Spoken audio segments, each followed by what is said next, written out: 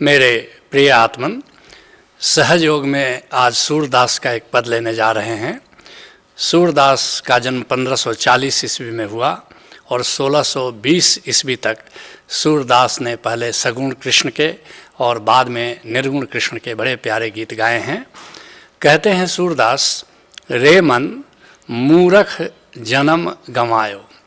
अरे मेरे मन, मूर्ख की तरह तुमने पूरी ज़िंदगी यूं ही गंवा दी, यूं ही बिता दी। राम को नहीं जाना, राम का सुमिरन नहीं किया, जिसके लिए संत नामदेव कहते हैं, नामदेव कहे सुनो रे धगड़ा। धगड़ा मूर्ख को कहते हैं। ऐ मूर्ख सुन, आत्म देव न पूजो दगड़ा। आत्म देवता को नहीं पूजते और पत्थर को पूजते हो। दगड़ा पत्थर को कहते हैं। लोग ऐसे ही पत्थर को पूजने में, शास्त्रों को पढ़ने में, व्रत करने में, अनुष्ठान करने में, तीर्थ यात्रा करने में ज़िंदगी ऐसे ही गंवा देते हैं।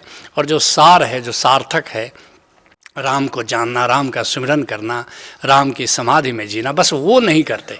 बाकी ऐसे ही निरर्थक बातों में अपनी उम्र बिता देते हैं। कहते हैं सूरदास, कर अभिमान विषय सो राच्यो। खूब अहंकार, खूब घमंड में ज़िंदगी जाती है लोगों की और विषय वासनाओं में लोग उलझे रहते हैं। संसार के सुखों में, संसार में सुख सुविधा जुटाने में, बस ऐसे ही ज़िंदगी को लोग पोस्टपोन करते रहते हैं। ज़िंदगी तो जीते ही नहीं, सुख सुविधा इसलिए जुटाते हैं कि कल ज़िंदगी को ठीक से जिएंगे, और ऐसे ही कल कल करते करते पूरी ज़िंदगी समाप्त हो जाती है। कर अभिमान विषय सो राच्यो, और नाम शरण नहीं आयो। और नाम का, ओंकार का ज्ञान नहीं होता, नाम को जानते नहीं, नाम की शरण में आते नहीं, नाम की भक्ति में जाते नहीं, नाम के सुमिरन में जीते नहीं, बस व्यर्थ की बातों में बस ऐसी ही ज़िंदगी को गंवा देते हैं। जिसके लिए गुरु तेग बहादुर जी कहते हैं, साधो गोविंद के गुण गाओ। सुनो साधको, गोविंद को जानो और उसके गुण को गाओ, उसके सुमिरन में जियो। मानस जन्म अमोलक पायो, अब बिरथा काहे गवायो। ये मनुष्य का जन्म बड़ा दुर्लभ है। ये बार बार मनुष्य की योनि में आना होगा, इसका कोई ठिकाना नहीं। इसलिए अगर एक बार मिल गई है मनुष्य की यह देह, इसी में आत्मस्मरण की क्षमता है। बाकी किसी भी योनि में आत्मस्मरण की क्षमता नहीं है, हरि स्मरण की क्षमता नहीं है, अपने मूल से जुड़ने की क्षमता नहीं है।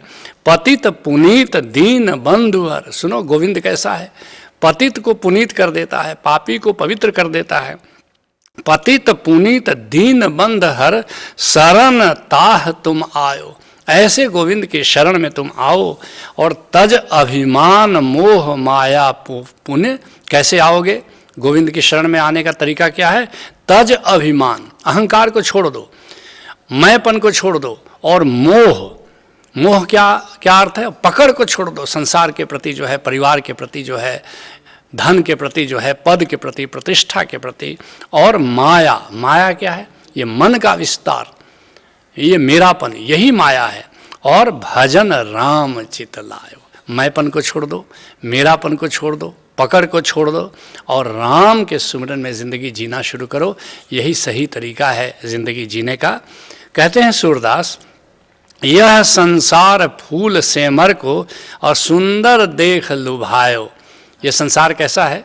जैसे सेमल का फूल होता है, खूब सुंदर लाल वर्ण का खिलता है, दिखता है, और पंछी विशेषकर तोता उसको देख करके लुभाता है, इंतज़ार करता है कि जब वो पकेगा तो फिर उसको खाएंगे। और जैसे ही चोंच उसमें मारता है, रुई निकलती है, उसका चोंच भी फंसता है और फिर वो परेशान होता है।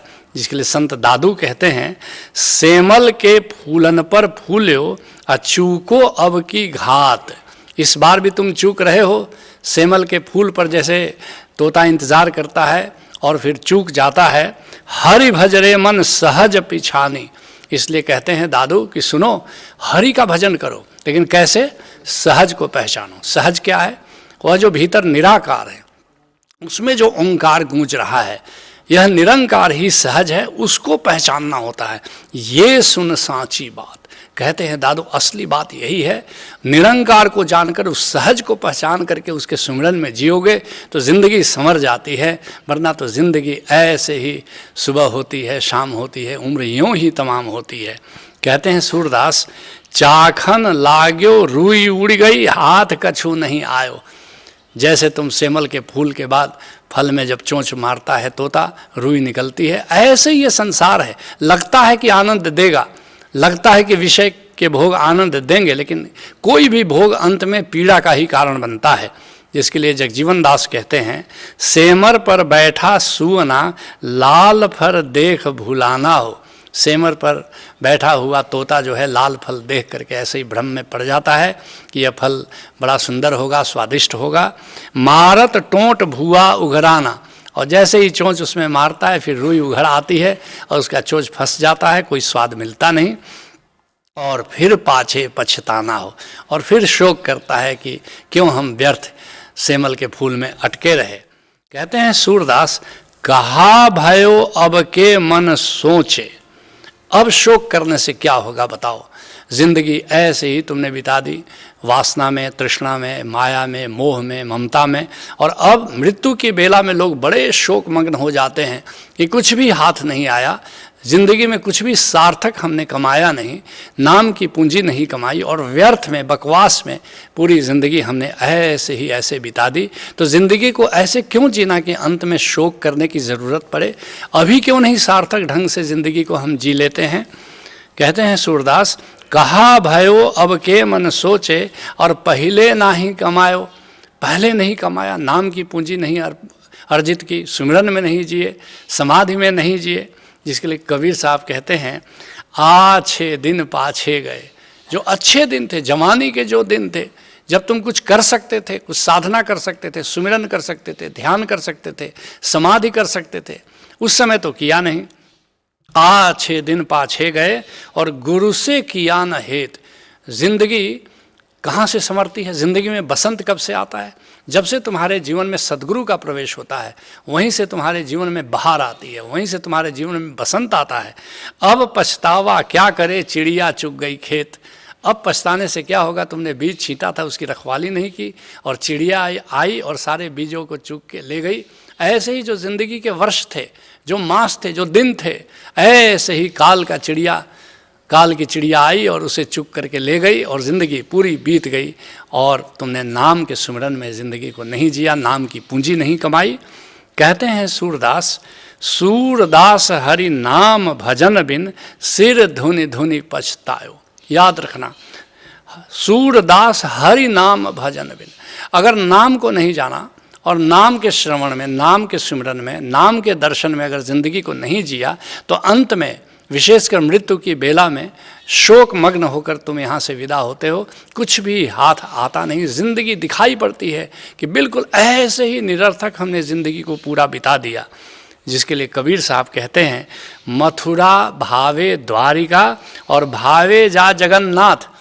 संतों ने मना नहीं किया तीर्थ जाने से, व्रत करने से, अनुष्ठान करने से, जो मर्जी हो करो, लेकिन साध संगति हरि भजन बिन, कछु न आवे हाथ। इस बात को खूब ख्याल रखना कि जब तक साधुओं का संगत न मिल जाए, जब तक हरि भजन न करो, तो हाथ में कुछ आता नहीं।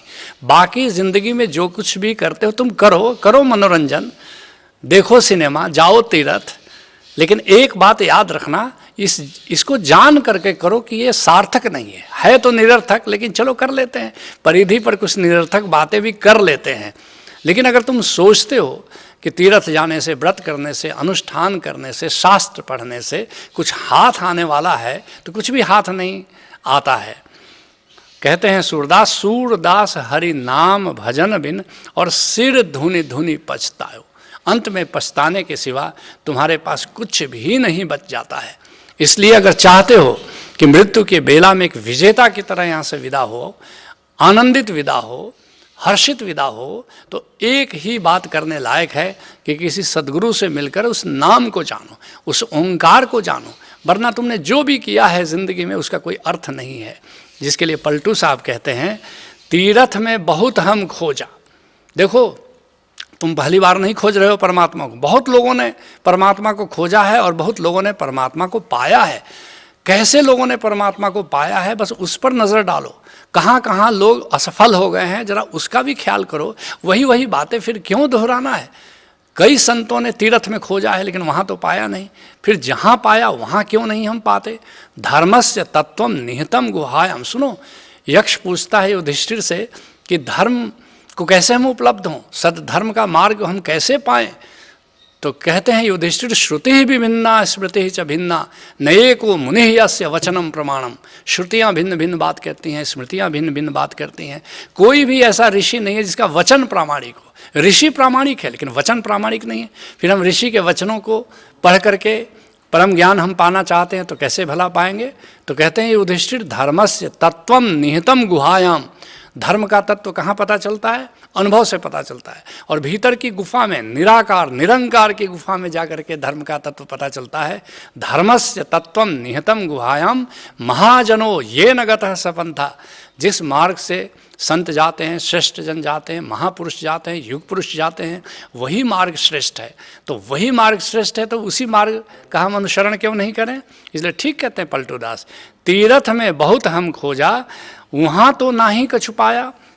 मूर्ति को पूज पछताने, नजर में ना ही कछु आया। मुए हम व्रत के करते, वेद को सुना हम चित लाई। जोग और जुगति कर थाके, सजन की खबर ना ही पाई।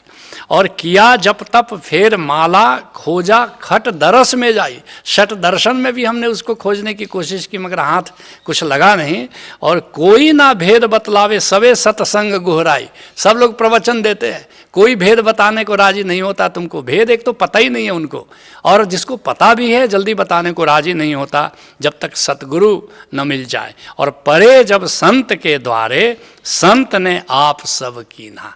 जब तुम सदगुरु के पास जाते हो तो वो तुमको नाम का ज्ञान देता है और वहीं से बात बननी शुरू हो जाती है। जैसे तुम भक्ति समाधि में जब आते हो तो 8वें दिन तुमको नाम का ज्ञान दिया जाता है, वहाँ से ज़िंदगी बदलती है। उसके पहले ज़िंदगी में बदलाव नहीं आता। दास पलटू कहे जब ही पाया, और गुरु के चरण चित लाया। तभी मैंने पा लिया जब सतगुरु से मेरा नेह हुआ, सतगुरु से नाता जुड़ा। ऐसे ही तुम भी किसी सतगुरु की शरण में जाओ, नाम का भेद जानो, नाम के सुमिरन में जीना शुरू करो। यही सहज योग है। हरि ओम तत्सत।